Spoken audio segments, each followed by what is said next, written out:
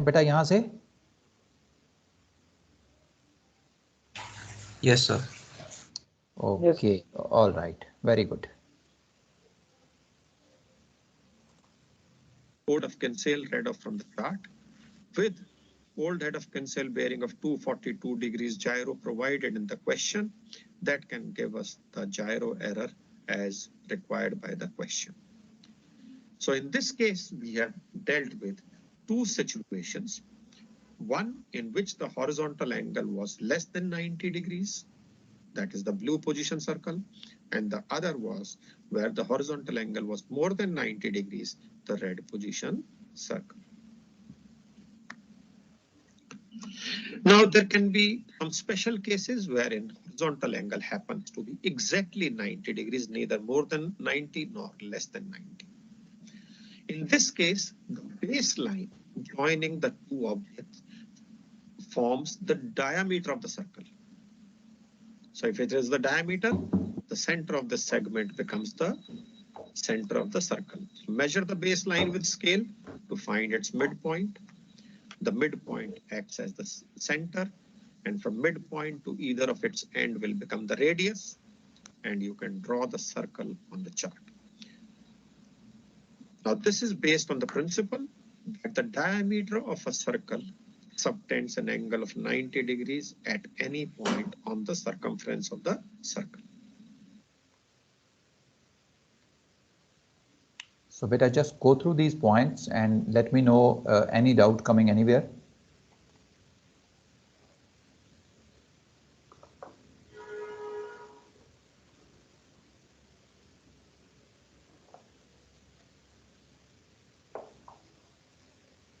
Sir centre of the circle तो वो C1 था ना, तो ये बेस लाइन का मिड पॉइंट कैसे हो सकता है अभी? बेटा अगर एंगल 90 डिग्री हो जाए, हॉरिजॉन्टल एंगल, राइट, तो हमें C1 निकालने के लिए सबसे पहले 90 माइनस HA करना पड़ता है ना। तो इस केस में 90 माइनस HA क्या होगा? चलो बेस लाइन पे पहुंच जाएगा। 90 माइनस HA 0 हो जाएगा। करेक्ट। सो C1 कहीं बनेगा ही नहीं और कहीं। सो जो भी हमारी बेस लाइन होगी उसका जो मिड पॉइंट है वो हमारे सर्कल का सेंटर बन जाएगा। Okay sir.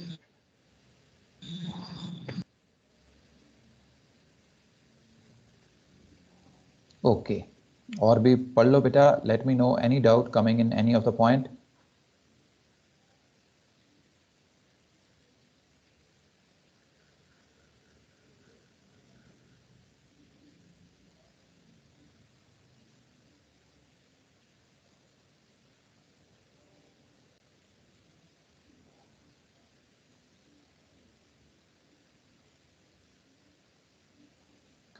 Okay, very good. So let's proceed ahead.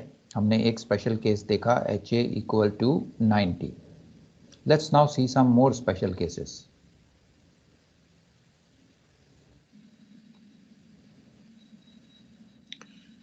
We could have situation wherein horizontal angle is equal to 0 degrees. That अब बेटा दिमाग लगा के मुझे बताओ कि अगर हॉरिजॉन्टल एंगल दो लाइट हाउस के बीच में 0 डिग्री हो जाए तो ये कौन सा केस बनेगा? Sir transit bearing. Very good बेटा, very good. It will be a case of transit bearing, क्योंकि दोनों ऑब्जेक्ट एक ही डायरेक्शन में आ जाएंगे, एक ही बियरिंग में आ जाएंगे और ये ट्रांजिट बियरिंग बन जाएगी। हमें इस केस में PL मिलेगी। Very good. means the bearing of both the objects is same. This becomes case of transit bearings. Thus, if horizontal angle is 0, it shall provide us a PL by transit bearing and not a position circle. Also, if the horizontal angle is 180 degrees, means the bearings are separated by 180 degrees. तो horizontal angle 180 हो जाएगा तो क्या case बनेगा? Opposite bearing. Very good बेटा, it will be a case of opposite bearing. and the objects are on reciprocal bearing. This becomes a case of opposite or reciprocal bearings. In this case, we get a PL, which is the segment joining the two objects like opposite bearings and not a position circle. So we have dealt with all the possible cases, chances or cases of horizontal angle. Horizontal angle less is equal to 0, horizontal angle less than 90, horizontal angle equal to 90, horizontal angle greater than 90, and horizontal angle equal to 180. And we have already said that horizontal angle in no case can be more than 180. So that covers all possibilities as far as position circle by horizontal angles is concerned. So बेटा अब हमने horizontal angle के सारे cases cover कर लिए हैं. So just give a recap to this topic. कहीं भी आपको अगर कोई भी डाउट आ रहा है in horizontal angle, please ask me.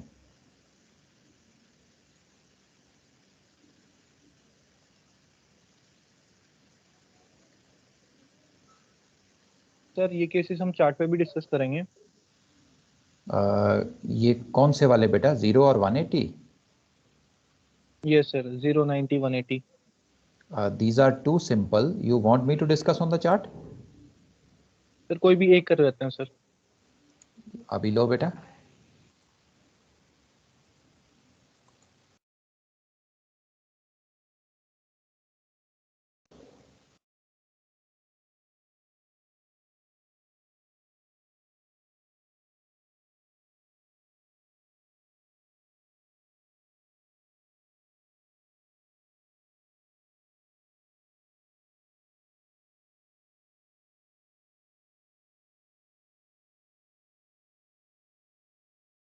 Okay बेटा, बताओ कौन सा केस डिस्कस करना है, ऑपोजिट बियरिंग या सेम बियरिंग? 0 180 वाला. 180. वेरी गुड बेटा. सो लेट अस अज्यूम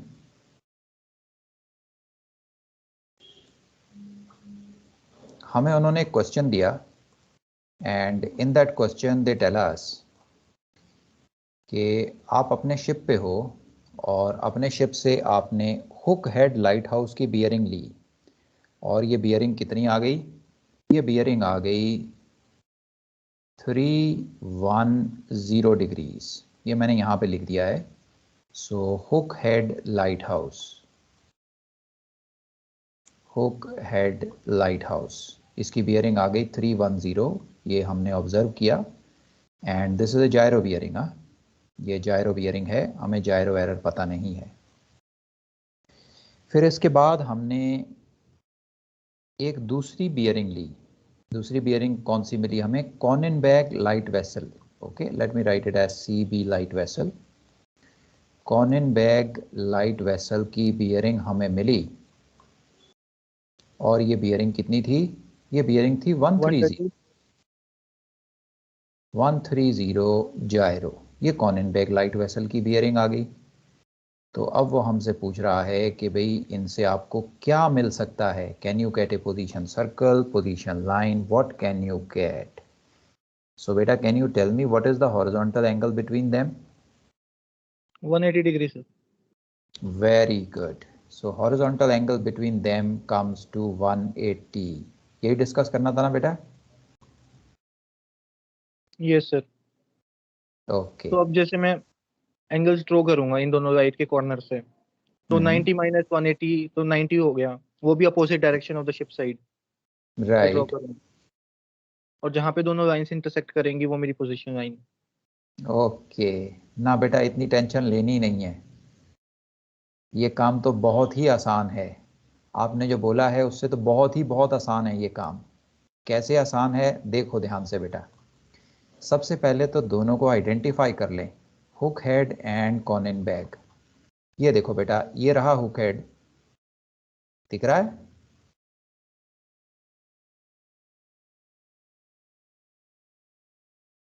और ये रहा कॉनिनबैग लाइट वेसल. मिल गया बेटा दोनों? Yes sir. अब बहुत ही आसान काम करना है आपने. कोई कुछ नहीं निकालना. जैसे ही एंगल 180 देखा सीधा पैरेलल रूलर को उठाओ और इन दोनों को ज्वाइन कर दो।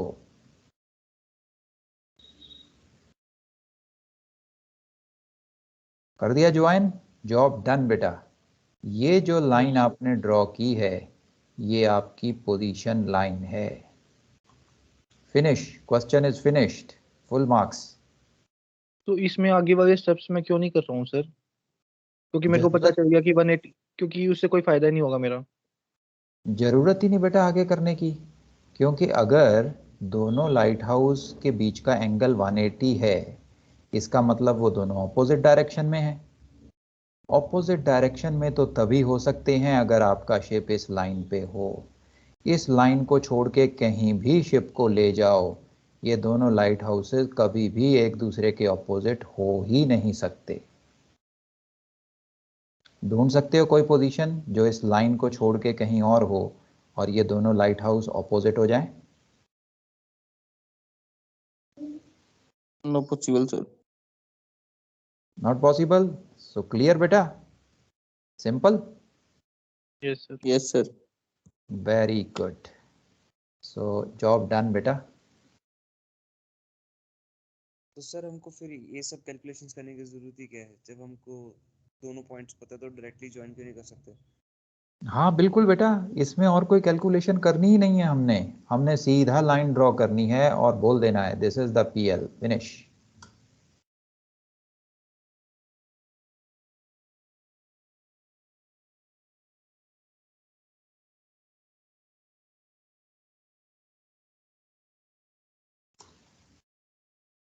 Okay, so if you are satisfied आगे चलें। Yes sir please. Very good, let's go back.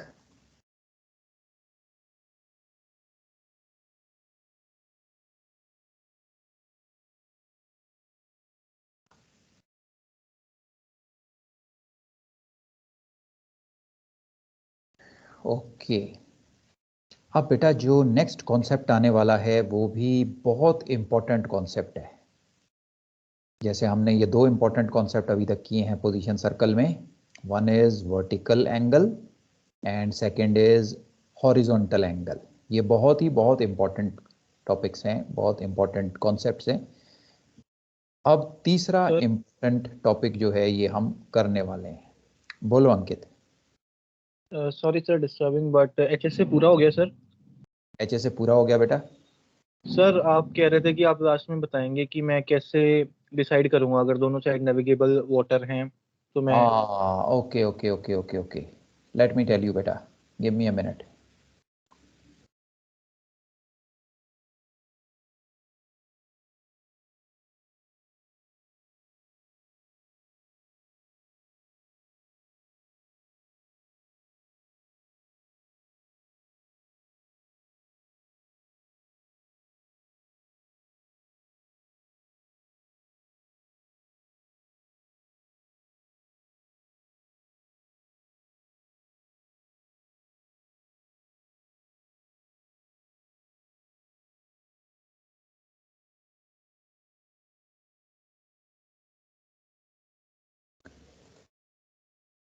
Okay beta, I'm taking you back to the chart. Let us erase this question.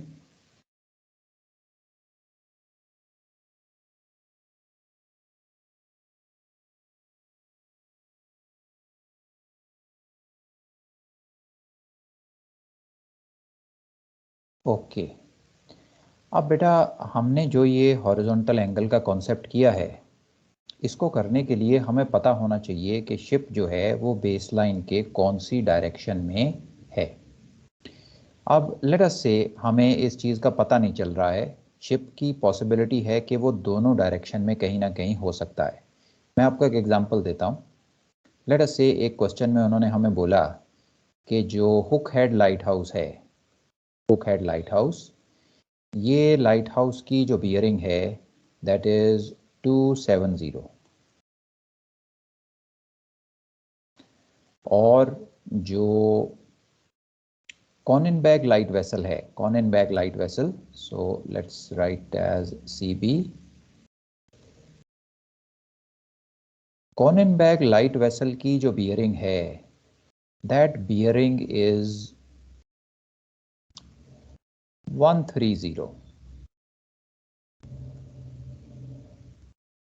Okay, ये दोनों बियरिंग उन्होंने हमें दे दी and now they want us to find out कि आप पता करो कि हमारा शिप का जो पोजीशन सर्कल है वो कैसे बनेगा। तो सबसे पहले तो हम इन दोनों के बीच का हॉरिजॉन्टल एंगल निकालेंगे। तो आप मुझे बता सकते हो बेटा इन दोनों में हॉरिजॉन्टल एंगल कितना है? 150. वेरी गुड, 150 बन रहा बेटा।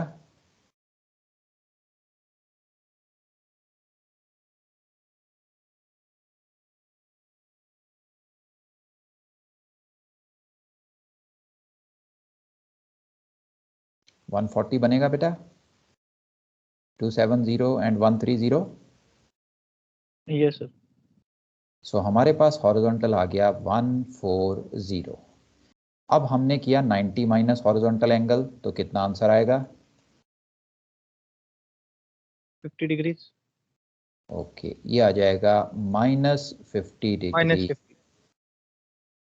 तो -50 हमारे पास हॉरिजॉन्टल एंगल आ गया। अब हमने क्या किया बेटा, हमने सबसे पहले तो अपनी बेसलाइन को ड्रॉ करना है। तो मैंने हुक हेड लाइट और कॉनिनबेग लाइट को ज्वाइन कर दिया।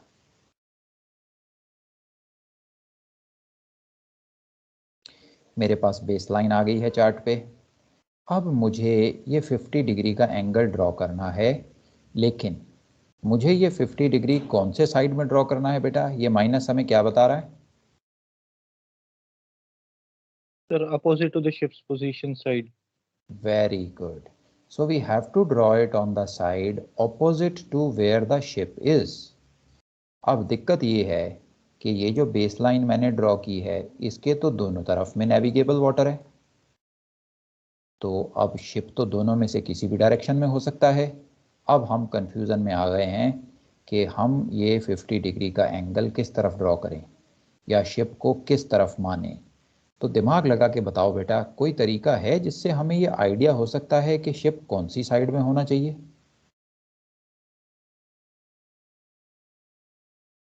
दिस वाज द डाउट बेटा जो तुमने पूछा था ना। Yes sir. सर बेयरिंग से पता लगता है कि कॉलिक बेयरिंग की एक 130 है, तो अगर ऊपर होगा तभी 130 होगी उसकी बेयरिंग। वेरी गुड बेटा, वेरी गुड। ये जो कंपास बियरिंग इन्होंने हमें दे रखी हैं ये एक्यूरेट तो नहीं है, इनमें एरर है, हमें पता है। ये एक्यूरेट बियरिंग नहीं है, इनको हम चार्ट पे प्लॉट भी नहीं करते हैं, लेकिन ये हमें एक जनरल आइडिया दे सकती है कि शिप किस डायरेक्शन में होना चाहिए। अब ये जो मैं ड्रॉ कर रहा हूँ ये हमें चार्ट पे ड्रॉ नहीं करना होता, इसको आप चाहो तो अपनी आंसर शीट में एक रफ डायग्राम में ड्रॉ कर सकते हो। मैं सिर्फ आपको समझाने के लिए यहाँ चार्ट पे इसको ड्रॉ कर रहा हूँ। हुक हेड लाइट की बियरिंग थी 270। मैं ये 270 की बियरिंग यहाँ ड्रॉ कर देता हूँ। जो कॉनिनबेग लाइट वेसल था इसकी बियरिंग थी 130। मैं कॉनिनबेग लाइट वेसल 130 बियरिंग जो है वो ड्रॉ कर देता हूँ। तो एज पर दीज कंपास बियरिंग्स मेरी पोजीशन इस एरिया के आसपास कहीं आ रही है। This will not be my accurate position for sure, क्योंकि ये बियरिंग में एरर है, पर मुझे एक जनरल आइडिया हो गया कि मेरा शिप इस डायरेक्शन में होना चाहिए। So once I get that idea, now I know कि मुझे 50 डिग्री का जो एंगल है वो इसके ऑपोजिट बनाना है। तो मैं इसके ऑपोजिट डायरेक्शन में यहाँ पे 50 डिग्री का एंगल बना दूंगा।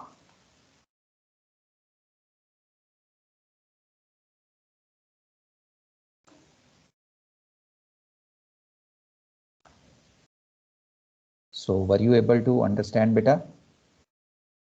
Yes sir. और जो मैं सर्कल बनाऊंगा वो अपोजिट साइड पे बनाऊंगा। यस बेटा, क्योंकि this angle was negative.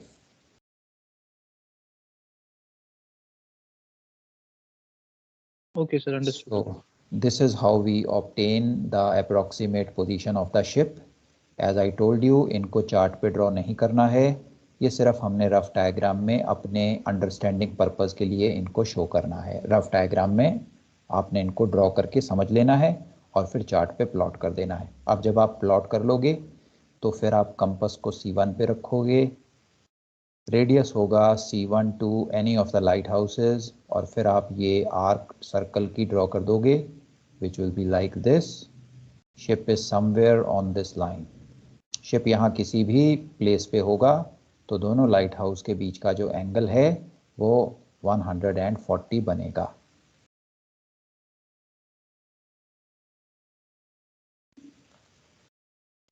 So I hope it is clear now, बेटा। Yes sir, thank you sir. Very good. अब चलें बेटा आगे नेक्स्ट कॉन्सेप्ट पे। Yes sir. Okay, now as I told you, जो हमारा नेक्स्ट कॉन्सेप्ट है वो भी बहुत इंपॉर्टेंट कॉन्सेप्ट है। And what is this concept? ये कॉन्सेप्ट है बेटा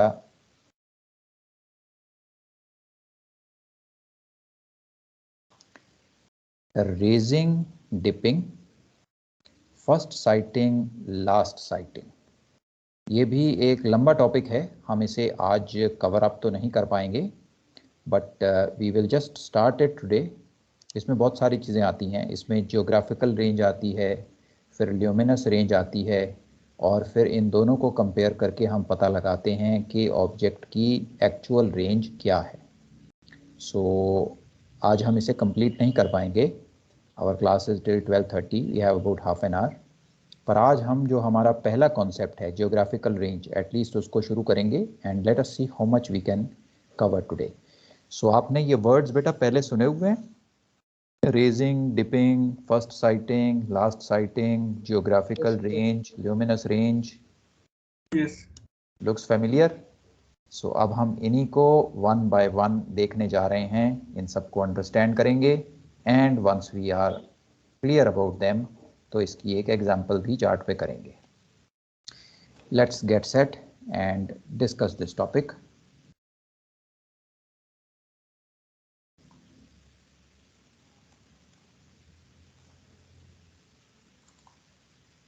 Now we discuss position circle by the raising or first sighting of lights and dipping or last sighting of the light. Under this concept, we use the maximum distance or range at which a light is first seen when closing in or last seen when the vessel is moving away from it. Circle is drawn with the position of the light on chart as its center and the first or the last sighting distance or range as its radius. For any light to be visible to the observer, it needs to simultaneously satisfy the following conditions. It must be within the geographical range of the observer, and two, observer should be within the luminous range of the light, referred to as present luminous range. So just go through these points one by one. Let me know any doubts coming in the mind.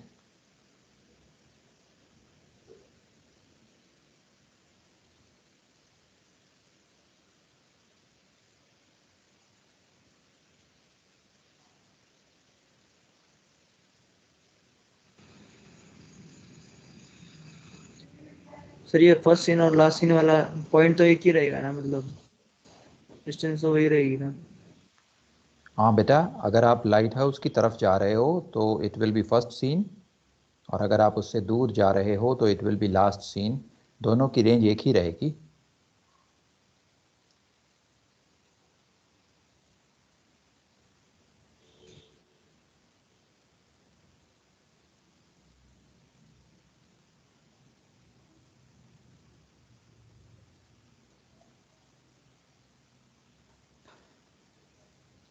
Okay beta, very good.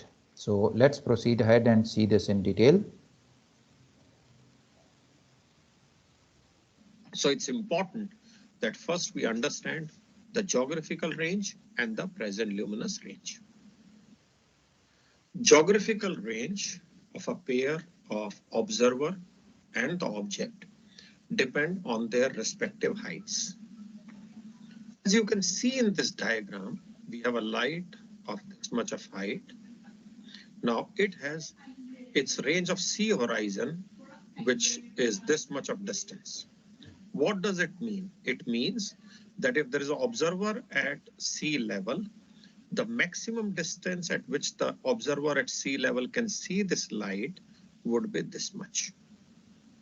Likewise, we have an observer with this much of height of I, and his range of sea horizon spans up to this point. It means any object which is at sea level, the maximum distance at which the observer can see that object at sea level would be this much. Now the sum total of range of sea horizon of the object and range of sea horizon of the observer is what is called as the geographical range for that particular pair. It obviously depends on the height of the object, and it also depends on height of I. This geographical range can be calculated in nautical miles by a simple formula, 2.095 into square root of height of the eye or height of the observer in meters, and plus 2.095 into square root of height of light in meters. The geographical range so obtained would be in nautical miles. So please be careful about the units. Geographical range shall be in miles. Heights have to be in meters. That's how this factor of 2.095 shall be justified. सो बेटा एक तो ये जो formula है इसे आप अपनी notebook में ना इम्पोर्टेंट हाईलाइट करके नोट कर लो. This is the formula for geographical range. और दूसरा ये जो डायग्राम है इसका एक स्क्रीनशॉट लेके आपने अपनी डिवाइस पे सेव कर लेना है. This gives you the diagram for the geographical range of A object. इसके बाद when you do these two things, have a look at this diagram. Let me know any doubts coming in your mind.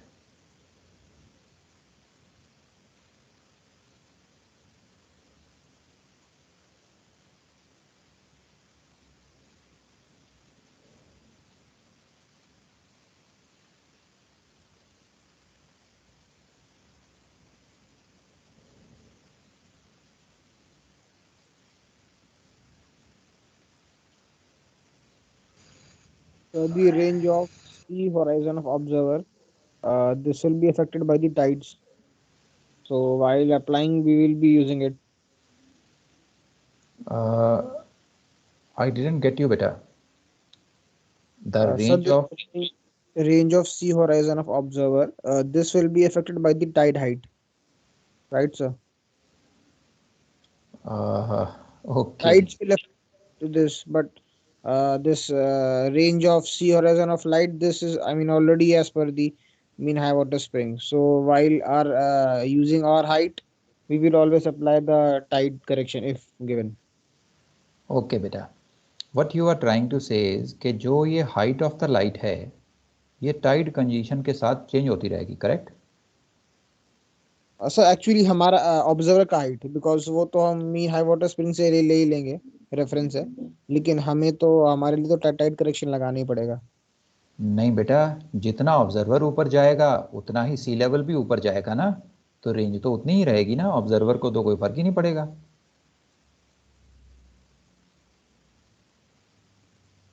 Okay sir. High Tide में observer भी ऊपर चला जाएगा और जो ये सी लेवल है ये भी ऊपर चला जाएगा, तो रेंज तो उतनी की उतनी ही रहेगी. हाँ जी सर, ठीक है. ओके. हाइट ऑफ लाइट में ज़रूर फ़र्क पड़ सकता है, क्योंकि अगर आपका वाटर लेवल चेंज होगा तो लाइट की हाइट भी चेंज हो सकती है. लेकिन इन क्वेश्चंस में टाइड की वेरिएंस की वजह से जो लाइट की हाइट में चेंज आता है हम उसे कंसिडर नहीं करते हैं. ओके. हम तो सीधा जो भी चार्टेड हाइट दी होती है उस चार्टेड हाइट को पिकअप कर लेते हैं और इस फॉर्मूला में यूज़ कर देते हैं. इन क्वेश्चंस में यूजुअली हमें टाइडल लेवल नहीं दिया जाता, सो हम ये कंसिडर करके चलते हैं कि जो लेवल है वो मीन हाई वाटर स्प्रिंग है और जो हाइट ऑफ लाइट चार्ट में दे रखी है उसी को यूज़ करना है. Okay sir. ओके. सर इसमें विजिबिलिटी का कुछ इफेक्ट होगा सर, जैसे कि फोग वगैरह है उससे? नहीं बेटा, विजिबिलिटी का इफेक्ट हम ल्यूमिनस रेंज के अंदर देखेंगे। अभी तो हम ये कंसिडर कर रहे हैं कि अगर क्रिस्टल क्लियर विजिबिलिटी हो तो हमें कोई भी लाइट कितने डिस्टेंस पे दिखाई देगी।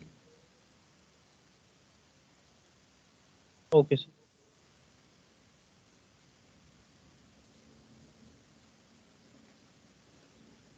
और डाउट बताओ बेटा।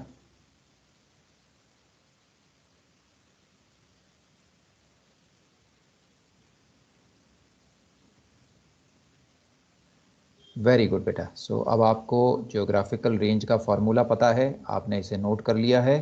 और अगर मैं आपको ऑब्जर्वर की हाइट ऑफ आई बता दूं और लाइट हाउस की हाइट बता दूं तो आप उसकी जियोग्राफिकल रेंज को निकाल सकते हो। Let us proceed ahead now.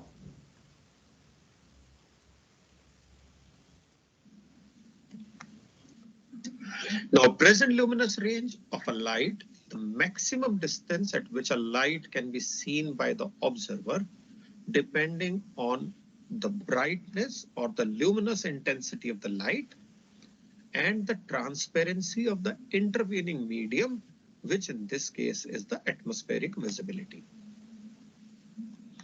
Luminous intensity, as far as navigators are concerned, is taken care of by what we call as the nominal range. And the nominal range is the charted range of lights on the present day navigational charts. Atmospheric visibility at sea can be assessed or estimated by the navigator. In examination conditions, the visibility has to be provided in the question. Then we need to understand a term, nominal range of a light. It is the distance at which a light can be seen because of its luminosity under meteorological visibility conditions of 10 nautical miles. It is this nominal range which is charted on today's or present day navigational charts. PLR, that is present luminous range, is obtained by using a luminous range diagram wherein you enter with nominal range and atmospheric visibility. So beta, we are now discussing about the luminous range. So just go through these points one by one, take your time. Let me know any doubts coming in the mind.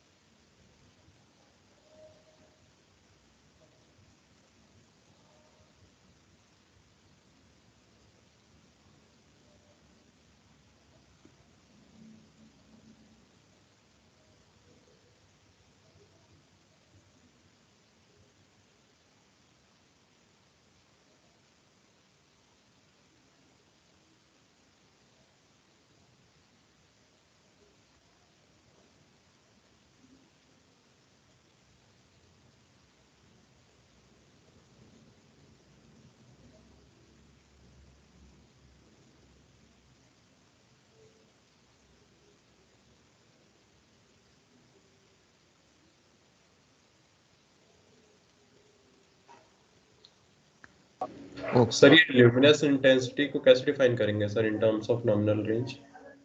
Okay बेटा, अगर बड़े आपने simple तरीके से इसे समझना हो तो ल्यूमिनस इंटेंसिटी का क्या मतलब है।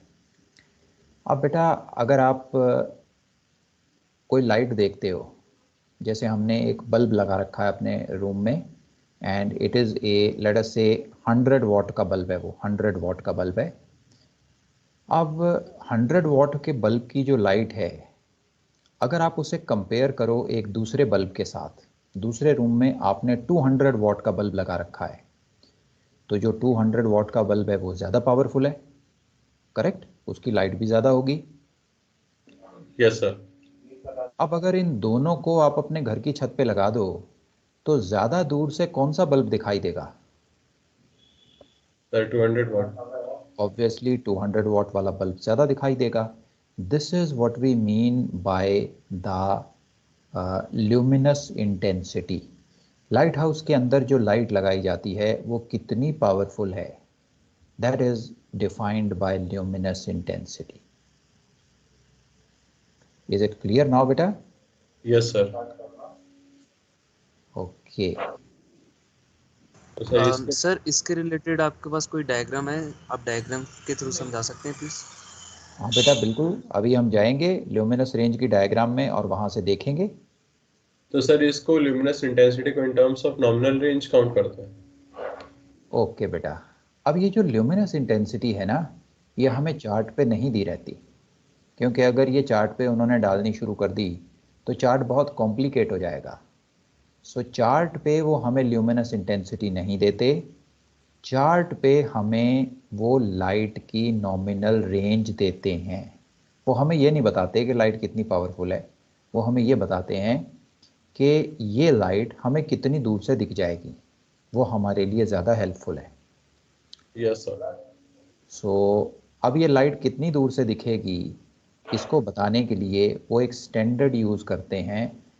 Standard visibility used is 10 nautical miles. अगर 10 माइल की विजिबिलिटी हो तो एक पर्टिकुलर लाइट कितनी दूर दिखाई देती है उसे उसकी नॉमिनल रेंज बोला जाता है।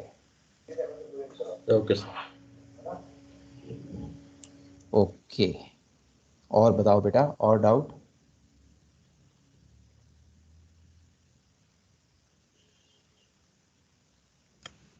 प्रेजेंट डे नेविगेशनल चार्ट की टर्म की यूज हो रही है।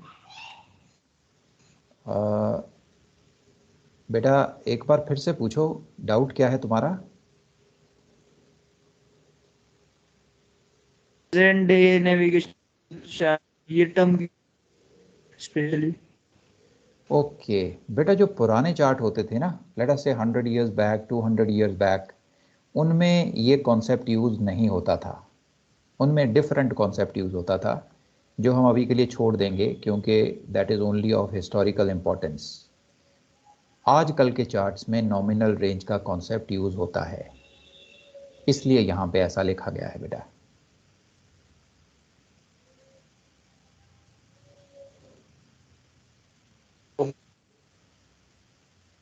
ओके, सो आगे चलें बेटा।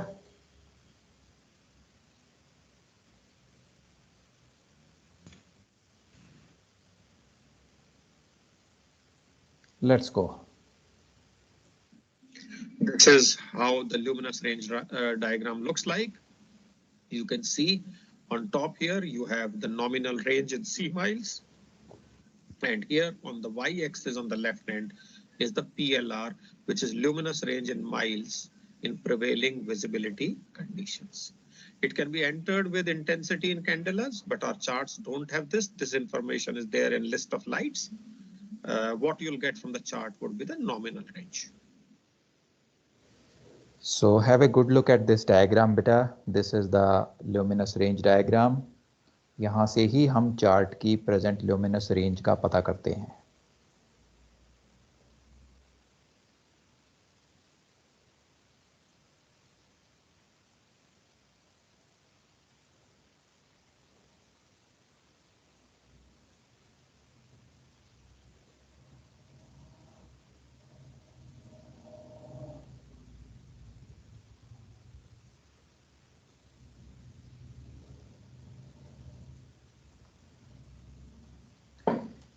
Okay, let's now see how do we use this diagram.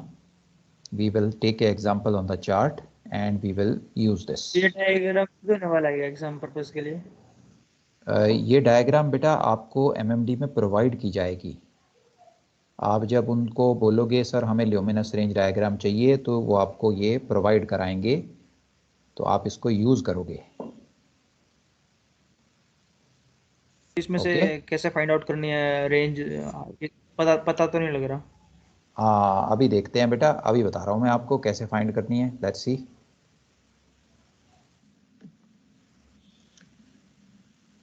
So now let's look at drawing a position circle by first or last sighting by through this simple example. Hook headlight was first sighted at 2000 hours in atmospheric visibility of 2 miles. If the height of I was 12 meters, draw the position circle at 2000 hours. So beta, just read the question and give me a minute. I'll be back.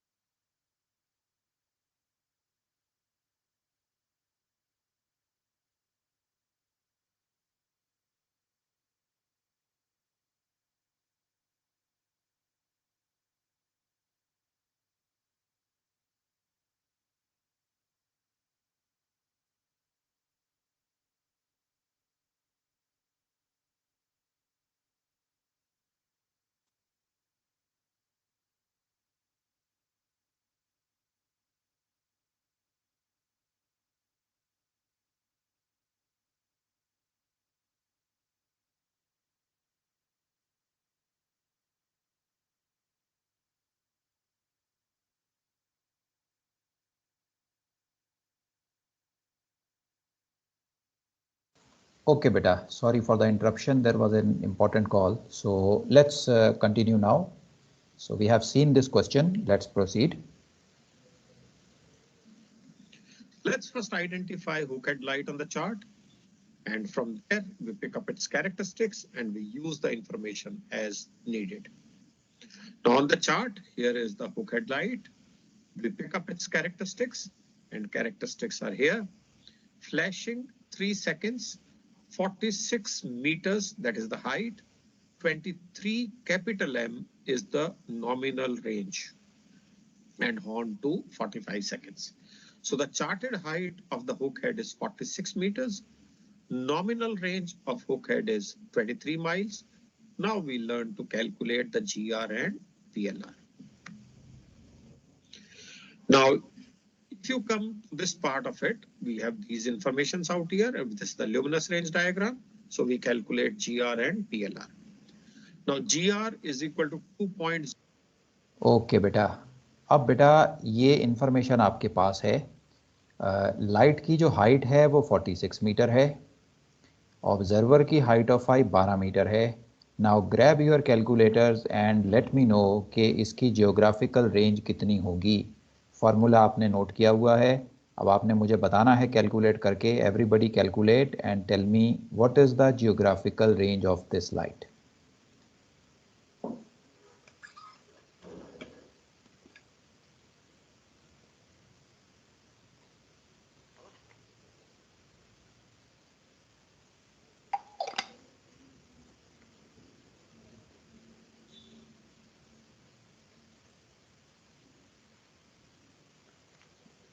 So 21.46 miles. Okay, beta. Other people, let other people also calculate.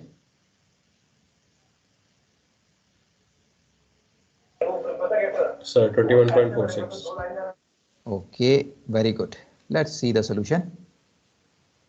Here, this is the luminous range diagram. So we calculate GR and PLR. Now GR is equal to 2.095 square root of height of I, which is 12 meters, plus 2.095 square root of 46, which is the charted height. And we get a GR of 21.5 nautical miles. So that's correct, beta. 21.46 rounded off. We usually take the distances to a accuracy of one place after the decimal. So जब हम इसे round off करेंगे we will get this value of 21.5. Anybody having doubt in this बेटा?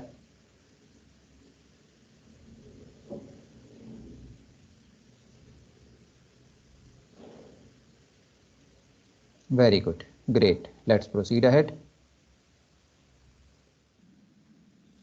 Now we use this luminous range diagram with this nominal range of 23 miles and visibility of 2 nautical miles given in the question to get the PLR.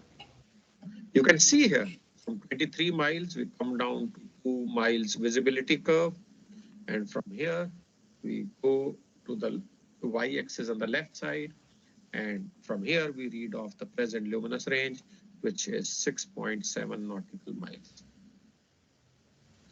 So beta, this is how the diagram is used. We enter with nominal range. हमें question में दिया गया था nominal range is 23 miles. हमने 23 के साथ यहाँ से एंटर किया. We come down to the visibility. Visibility given is 2 nautical mile. 2 nautical mile was the visibility given. ये misprint है बेटा यहाँ पे 5 का. It is actually 2 nautical miles. So 2 nautical mile पे हम यहाँ पे आ गए. फिर we move in the horizontal direction and ये जो scale है on the left side, यहाँ से हमें हमारी nominal range, sorry, present luminous range मिल गई, which is 6.7 nautical miles. So look at it carefully. Let me know your doubts. Yes sir, there is a question. Sir जो nominal range दी होती है chart पे, वो तो जब दी होती है ना, जब मेरी मेट्रोलॉजिकल विजिबिलिटी 10 माइल पे होती है, तो मैं उस पे नहीं देखूंगा luminous range. You mean to say कि हम 23 माइल की जो रेंज है उससे 10 माइल विजिबिलिटी पे देखेंगे? यूजुअली उसका मतलब तो वही होता है ना सर, नॉमिनल रेंज जो चार्ट पे दी होती है. बेटा उसका मतलब है कि अगर 10 माइल की विजिबिलिटी हो तो ये जो लाइट है ये इस रेंज पे 23 माइल्स पे दिखाई देगी, पर अभी तो 10 माइल की विजिबिलिटी नहीं है ना, अभी तो 2 माइल की विजिबिलिटी है. सर मैं इस क्वेश्चन को इंटरपोलेशन से भी निकाल सकता हूँ क्या? जब मेरी विजिबिलिटी 10 माइल होती है तो मैं 23 माइल पे दिखूंगा, और जब मेरी विजिबिलिटी 2 माइल हो जाएगी तो मैं कितनी नॉमिनल रेंज होगी, और नॉमिनल रेंज को घुसा के फिर मैं ऐसे निकाल सकता हूँ. वो सेकंड वे हो सकता है सर ये क्वेश्चन करने का? नहीं बेटा, अनफॉर्चुनेटली इसे इंटरपोलेशन से नहीं निकाला जा सकता, क्योंकि आप जो ये कर्व देख रहे हो ना बेटा, these curves are not regular curves, they are not straight lines. अगर ये स्ट्रेट लाइन होती तो हम इसे इंटरपोलेशन से भी निकाल लेते, पर ये कर्व स्ट्रेट लाइन नहीं है. और अगर आप ये स्केल भी देखोगे तो ये स्केल भी लीनियर नहीं है. 1 और 2 के बीच में बहुत ज़्यादा गैप है, 36 और 37 के बीच में बहुत कम गैप है, तो इसे इंटरपोलेशन से नहीं निकाला जा सकता. Okay sir. ओके ओके, और डाउट बताओ बेटा.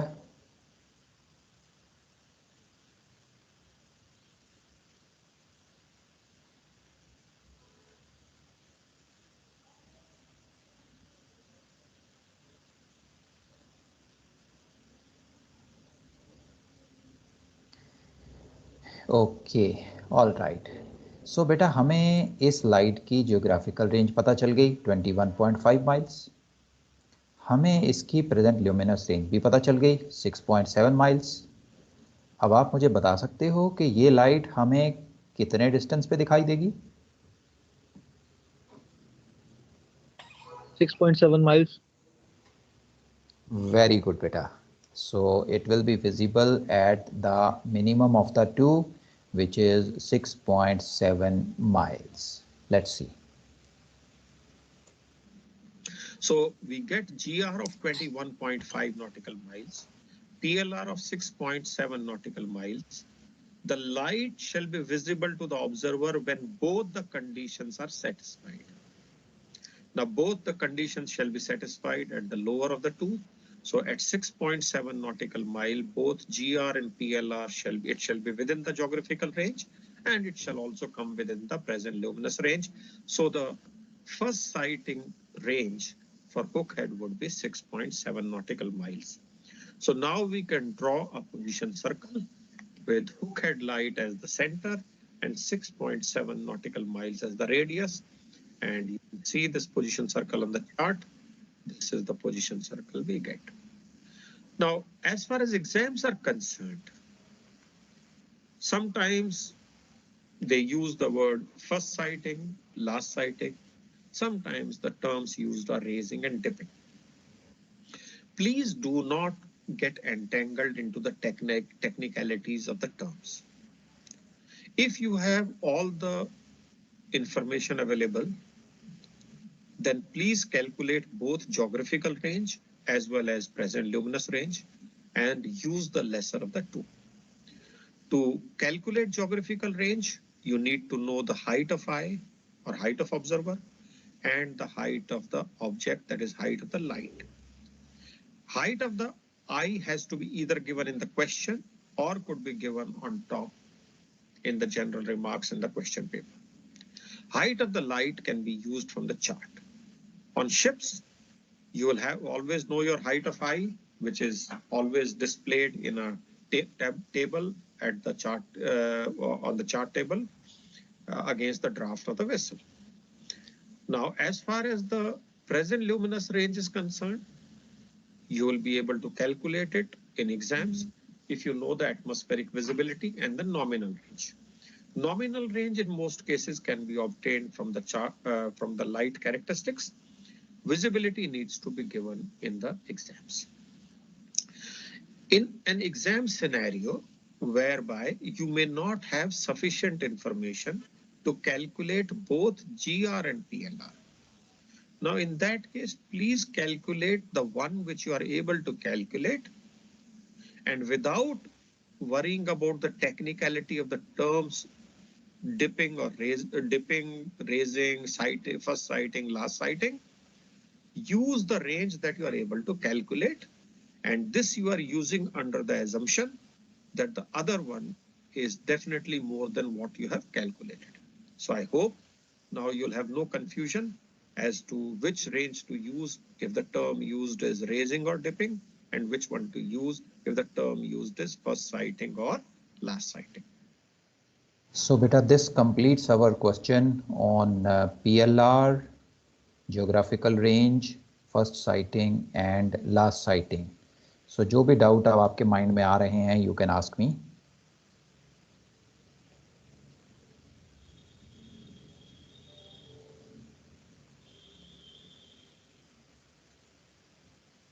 सर ये फर्स्ट साइटिंग लास्ट साइटिंग एक बार थोड़ा सा बता दो सर। बेटा इसमें कौन सी चीज़ क्लियर नहीं है आपको?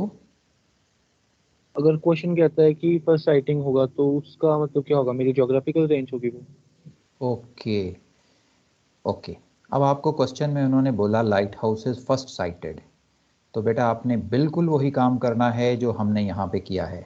मतलब आपने GR भी निकालनी है और आपने PLR भी निकालनी है। दोनों में से जो भी कम होगी उसे आपने अपनी फर्स्ट साइटिंग या लास्ट साइटिंग रेंज ले लेना है। ओके ओके ओके, और बताओ बेटा, और क्या डाउट है?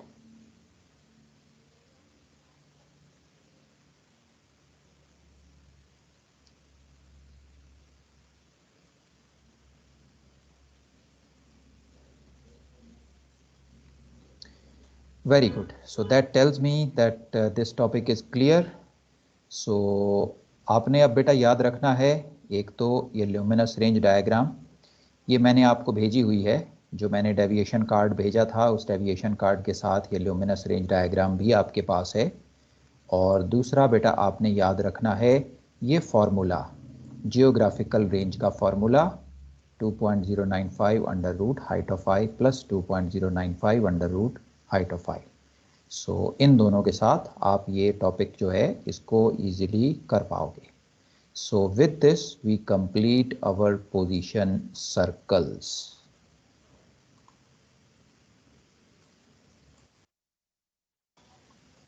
सो अब हम जो है बेटा डीप वाटर में एंटर कर चुके हैं, शैलो वाटर की स्विमिंग सीख ली है और अब डीप वाटर में स्विमिंग कर रहे हैं हम लोग। सो कैसा लग रहा है बेटा, मज़ा आ रहा है? Very good. Okay. Yes sir, understand हो रहा है सर। ओके, वेरी गुड बेटा, great. So see you in the next lecture बेटा। आज का लेक्चर खत्म हो गया, सो कल फिर मिलेंगे, tomorrow's show. Bye bye. Thank you sir. Thank you sir. Okay बेटा, Thank you, bye bye. sir. Thanks, bye bye.